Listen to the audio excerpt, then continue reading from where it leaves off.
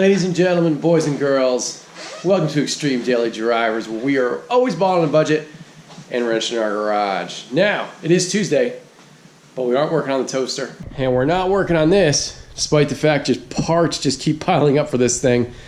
If you guys have been watching, you notice that this picture has changed a little bit. We got ourselves some new rotors, some new pads. We got ourselves a new dashboard here. I yanked this sucker out of a junkyard. 85 bucks, deal of the century. And I have a roll bar inside the house, as well as wheels and tires on the way. So the parts are just piling up for the Miata. We're gonna be getting to it shortly, but for now, today, we're actually gonna work on the Prelude. Ah, God, this hood does not get any lighter. So a lot of you probably been wondering what has been going on with the Prelude. Every now and then I get somebody that asks me a question about what's going on with this car, where is this car, why am I not doing videos on this car? And here's the Prelude, man. It's doing great. I haven't touched this engine bay in a couple weeks. It's been driven, it's gone to a couple car shows locally, and dude, everything is still great under here. Nothing really to report. Nothing new, nothing crazy's happened. Everything still looks really good. It's been about a year and 3 months since it came out of paint, so it's been rolling around like this. No issues, no problems. I haven't had to address anything besides an occasional loose traction bar, but that's really to be expected with these incredibly stiff engine mounts I got here, these innovative engine mounts, and me beating the hell out of this car. So really, no complaints under the hood. And that's a good thing, because I've owned this car for 6 years, and out of those 6 years, it's been down probably 4, because it took a long time to build this thing. And now that it's together, I really am not trying to take it apart any more than it's already been taken apart. I like to enjoy it. I drive about once a week. Haven't really taken it anywhere far, mostly because of COVID.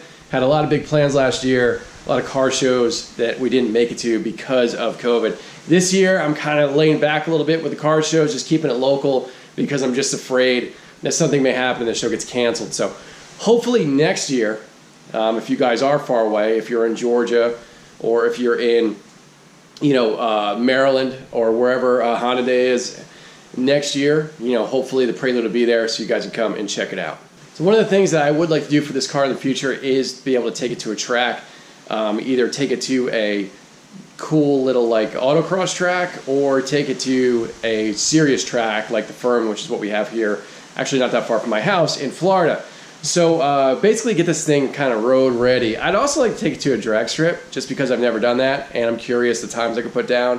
And in order to do that, the car has to pass tech, and depending on what you're doing, drag racing, road racing, whatever, there are certain things that your car has to be able to do in order for them to allow it to go on the track. So since this is kind of a show car-ish type build, there's some things that I want to make some changes to it so that it could be at a car show but then actually perform on a track or at a drag strip. So one of the things that we have to address is the car battery. Now, you guys know there is no car battery in this engine bay. I relocated this thing years ago, and I'll have you know that I've had absolutely zero issues. So everything's been good. If you want to know how to relocate your car battery, go ahead and check out this video. But yeah, so I don't have my battery in a battery box. And that's what we're going to be doing today. We're going to be installing this Moroso battery box in the trunk of the Prelude.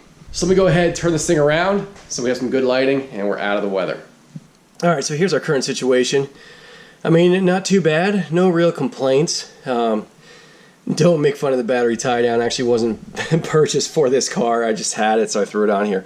But if you guys remember from my battery relocation video that I did, this is like a $5 battery mount that I got from Amazon.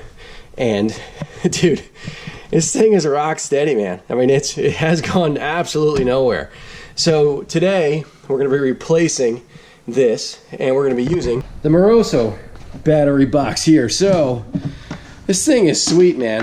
Everything is good except the directions. The directions are they're pretty awful. They got this like incredible diagram on how to put the lid on, but they don't really have much other than that. So anyway, those are the directions. And inside of here, you get some rad stickers.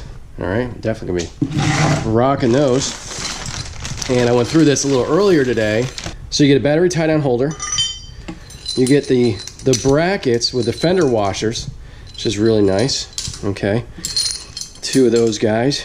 We have a venting tube. I believe this is for the battery. All right, I currently do not have my battery vented. It should be. It is not. We will be using that. So this is a seal for the lid, I believe. And then all this kind of little tiny little guys here. We got some grommets to run the breather hose or vent hose. And we got some bigger grommets for our battery cable lines, whatever you want to call it.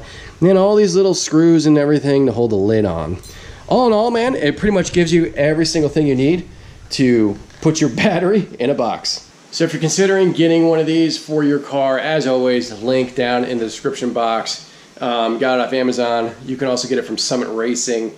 I think it was like $70 or something.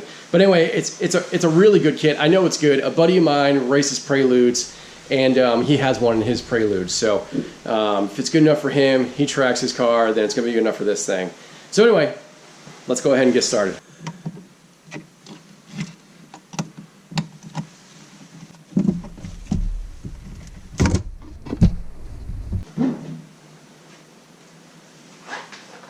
Alright guys, I got some bad news, man.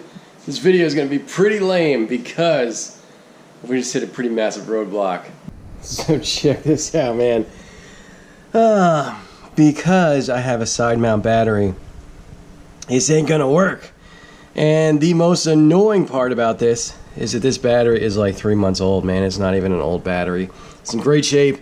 And unfortunately, I can't just switch it out with the XB or another car because it just doesn't fit. So I can't come up with any kind of creative solution that's actually going to work with this setup. So the battery is going to have to be a top mount. If you're considering doing this, make sure you have a top mount battery. But the whole idea behind a battery box is so any kind of gassing or anything that goes on with the battery, any kind of spill, stays within the box, doesn't leak out anywhere. So the idea is to kind of keep it all centralized in case there is some sort of car accident or a wreck or some sort of damage that happens to your car. So that really sucks about the battery. So why don't we go for a ride?